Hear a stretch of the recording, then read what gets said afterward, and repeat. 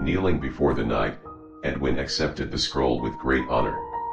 It was such an odd thing he held, one of the likes he had never experienced before. The parchment was cold to the touch and made from leather of the deepest black. It was absent of moisture. Still, it felt slick and slimy in his hand as if it had been pulled from the river, rotting and decayed. He shivered at the thought of the animal whose hide hailed its origin. The parchment was rolled tight with a clay seal upon its surface. The emblem embedded in the clay consisted of sharp lines and gashes. The boy knew little of matters of magic and wizarding, but he had enough sense to see that dark curses and wicked hexes did this crest bind. Arise, boy. Make haste and do not delay your departure. Word will soon reach the enemy of the scroll's discovery. The time of reckoning fast approaches. The sacrifices made to deliver that evil thing into our grasp cannot be wasted with indecision, said Sir Leonidi, Knight of the Fourth Realm. With great effort, the young boy tried to remove any hint of apprehension and fear from his voice. Yes, my lord, he answered. Heed my words and do not deviate from my instructions. Head south and ride hard across the plains and through the scorched hills until you reach the sunken mountains. Avoid the main paths and stay hidden until you reach the gates of the White Keep. The knight put a large hand on the boy's shoulder and said with a lowered voice, the item you carry is dangerous and will betray you if given the opportunity. Do not give it such an opportunity.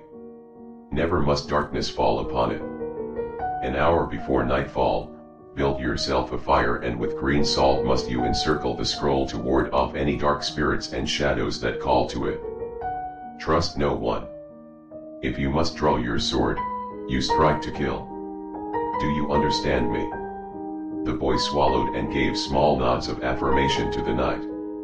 Satisfied with his response, the knight continued, I ride east in the morning with every sword and shield that would follow my banner.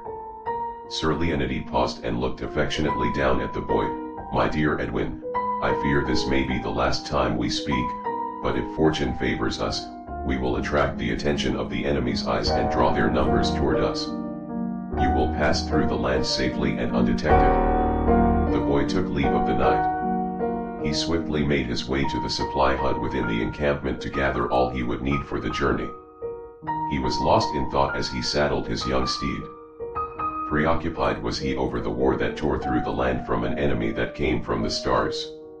He wondered about the object openly displayed in the daylight upon his saddlebags. He pondered what would come to pass if the rays of the sun no longer fell upon the scroll. So focused on the dark scroll was he took no notice of the hooded figure that approached from behind. Such a mighty quest for such a tiny boy. Are the times so dire that it comes to this? Well, one cannot deny that the fates do not have a sense of humor in matters such as these. Wouldn't you agree, little one? He bellowed a jolly laugh. The boy turned and clenched his jaw at the insult but held his tongue when he saw the robes of a nobleman. He bowed his head and said with as much respect as he could muster, I do what is commanded of me, sire. The man laughed again. Do not take offense, young one. I merely saw an opportunity to jest with you. Although, it might be wise to avoid such things until a more appropriate time, wouldn't you say? The man's eyes suddenly narrowed as if truly seeing the squire for the first time. To the discomfort of the boy, the man approached. He circled Edwin several times, inspecting him up and down. Once satisfied, he knelt before the young man, meeting his gaze as equals and said, Yes. Yes, I have chosen well. I have chosen well, indeed. At this, he removed his hood and revealed his identity. The squire immediately bowed, recognizing the face of the wizard and gasped, The Old One.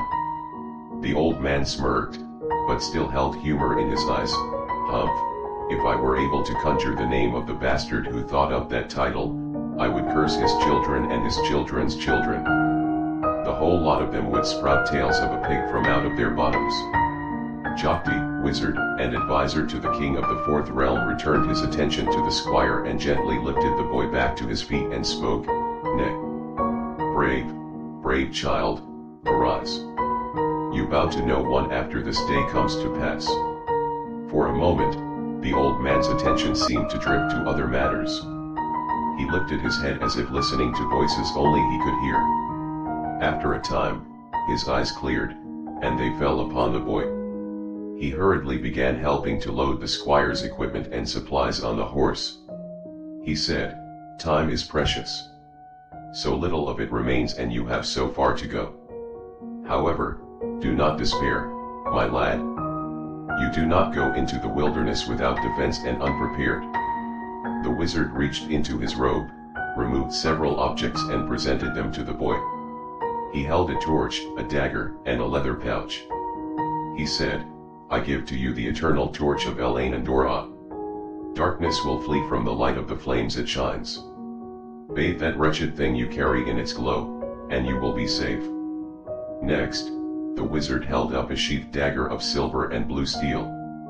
He spoke, "This is the blade Ano Elate Are. It fell from the hand of our goddess the day she succumbed to the enemy and was stolen from us. May it give you sight in your darkest hour. Respect this blade and it will serve and protect you well." He placed it in the boy's hand. He lifted up the final item and gently laid it in Edwin's hand. Long ago, a mortal and an angel formed a friendship during the War of Demone. So deep was their bond that it surpassed death and immortality. At the end of the mortal's life, the angel wept silver light and offered up his wings to exchange places with his dear friend. Moved by this act, the goddess called back his friend from the afterlife and made each into a star. She put them in the night sky where they would stand next to each other for all eternity, never to be separated. As they ascended, each shed joyful tears of silver that fell to the ground. "My dear boy, I now give to you this pouch. It holds the very last of our most treasured possession, silver salt from the tears of those two old friends. It is but a pinch, but it is all that remains, and no more will there ever be after this is gone. Evil cannot withstand its touch. Use it wisely and as a last resort." The wizard led the horse to the encampment's edge and helped the squire mount his steed.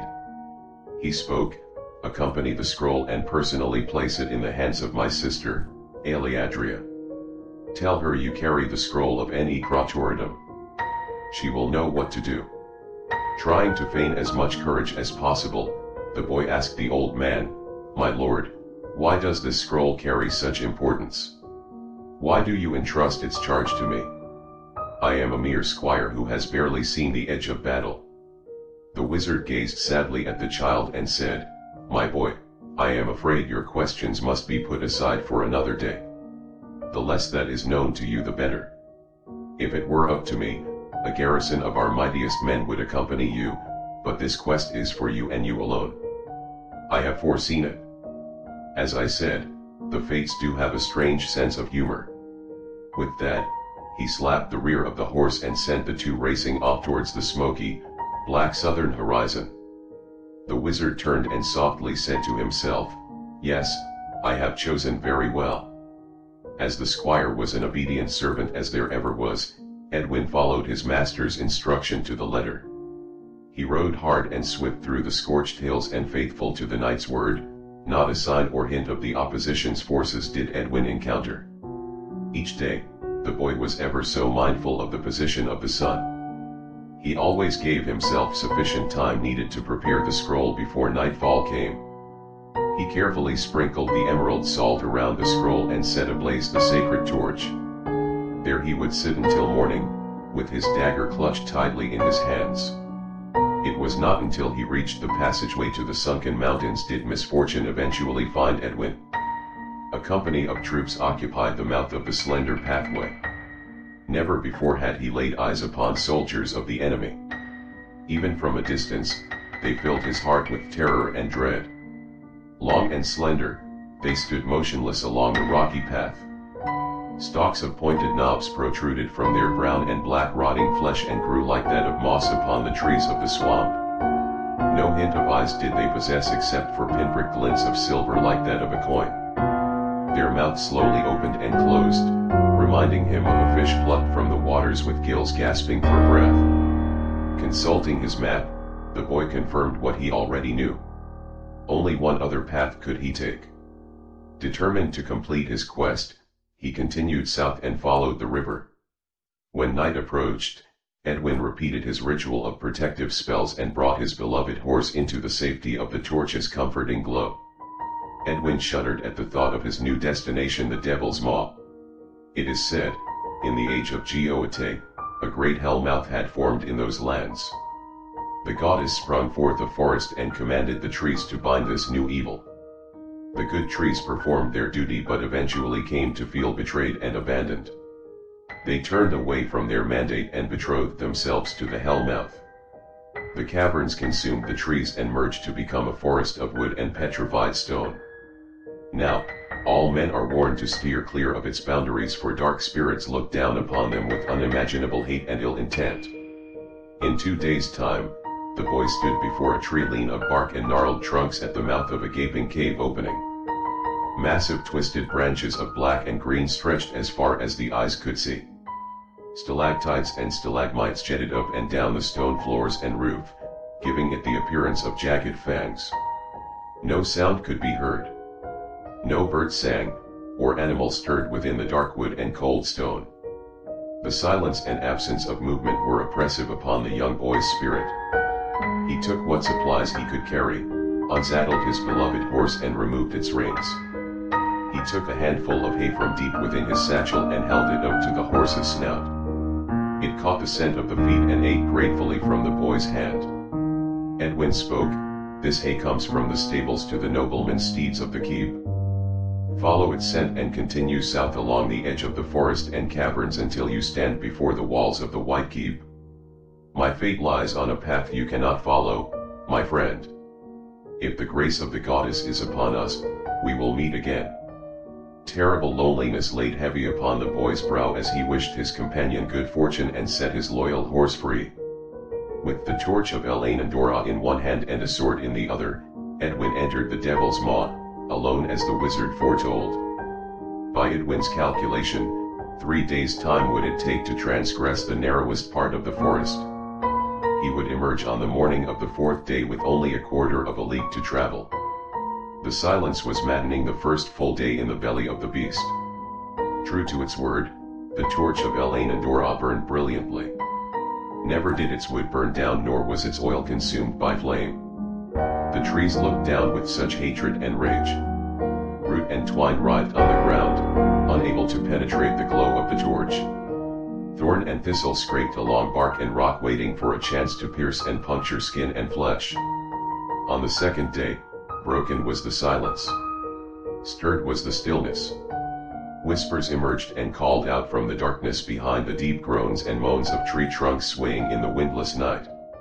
The vast branches beaconed for a champion to come hence to handle this transgressor and acquire this hidden thing that tingled the ground it passed over. At last, a guardian emerged from the dark caverns of the hellmouth that lay below. The pleas of the giant trees and stones had been accepted. Upon the evening of the 3rd day, weariness and despair weighed heavy on Edwin. He poured the last of his precious emerald salt around the wicked scroll and sat before it, with his dagger in hand. Fatigue overcame him swiftly, and the forest saw an opportunity to strike. Masses of twisted and gnarled vines approached from above, carrying droplet of mildewed water within its crevices. Drip by drip, water fell upon the torch. The flame singed and hissed against the moisture, but slowly its light grew less. With the last droplet of water, Edwin opened his eyes wide, and the last of the light was extinguished. All was plunged into darkness. In the darkness, the scroll gave a heavy sigh, then silence fell. A scream pierced the night from the cursed object. It shrieked with the voice of 100 women and infants merged into one.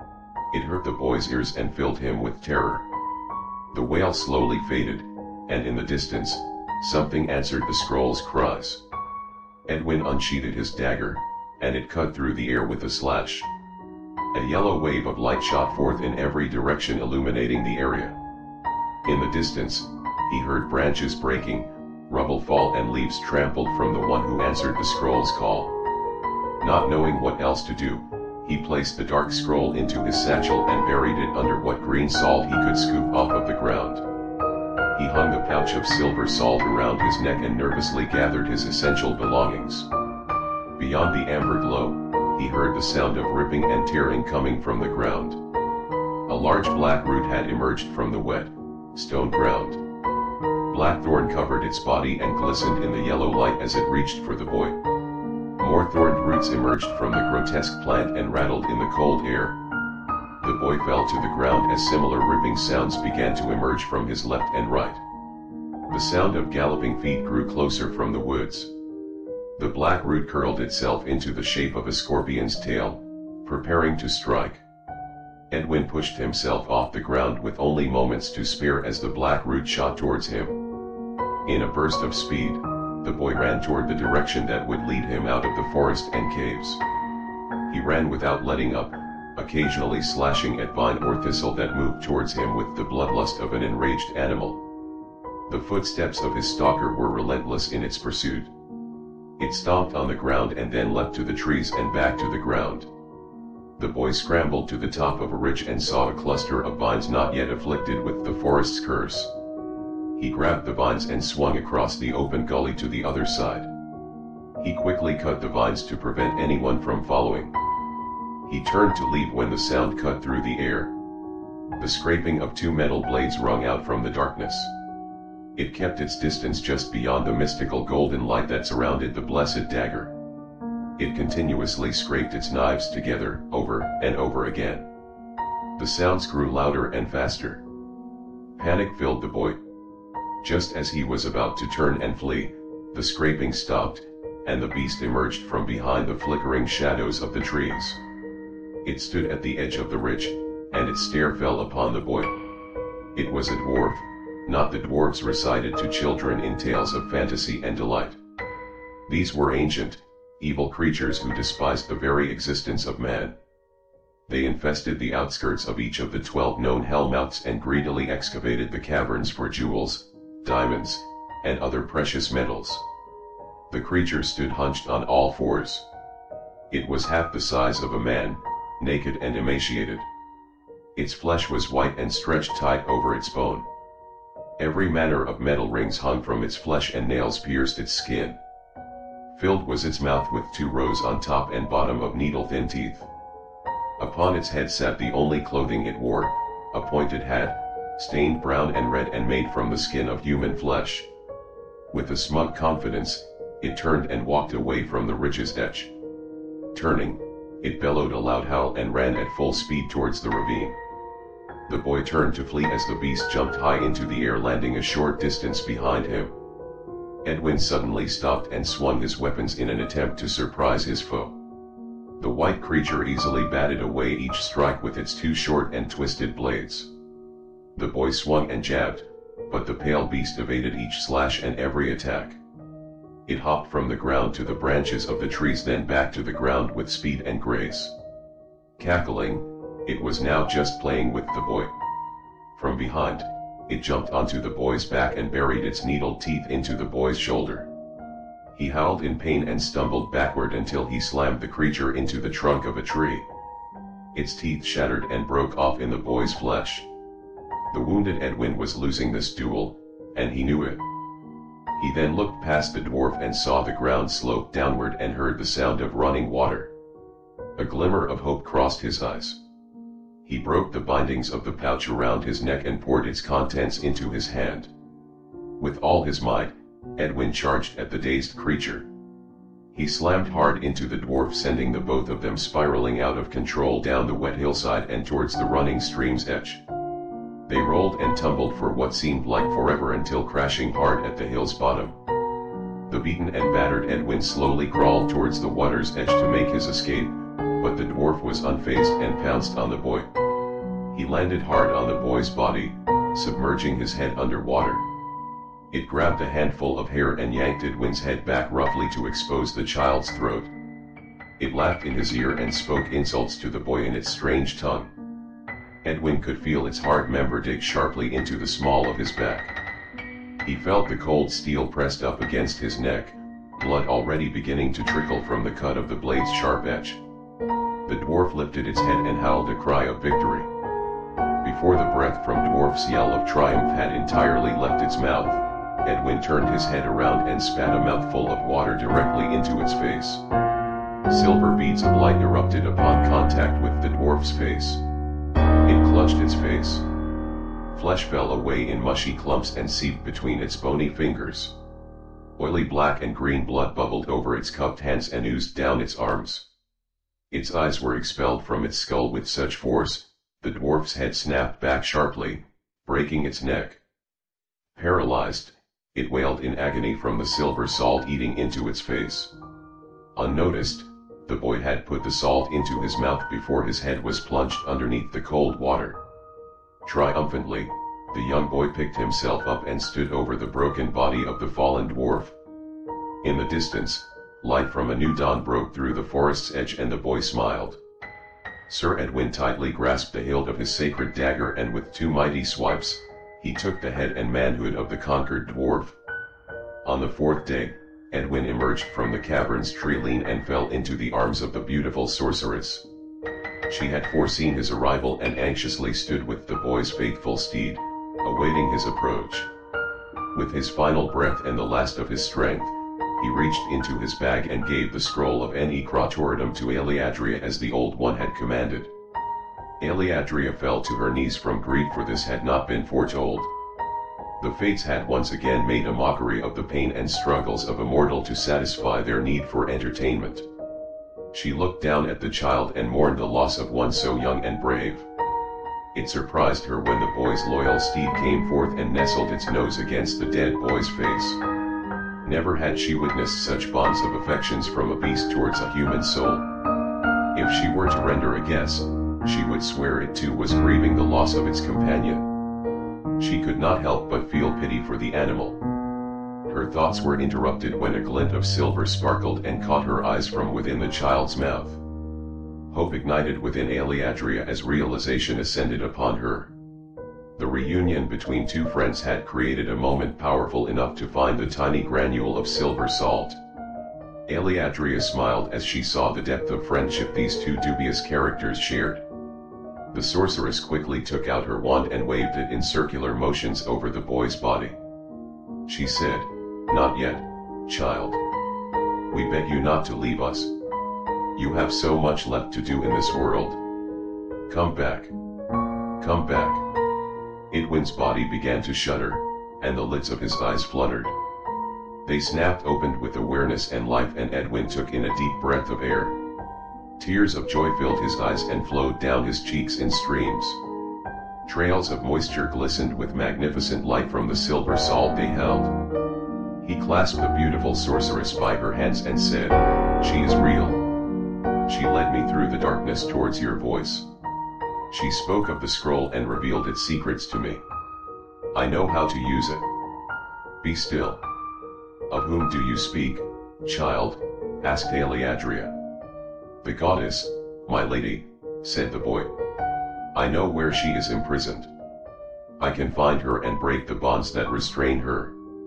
Edwin stood shakily to his feet, his face now ablaze with light from the silver salt of his dried tears. He spoke with such joy, "She gave me a message to deliver to the Old One." "Speak, child. What was the message?" Eleadria asked. Edwin looked at the black scroll in Eleadria's hands, and with the sight of a seer and the strength of a knight he spoke. She said, "Prepare. The day of the prophecy will soon be upon us.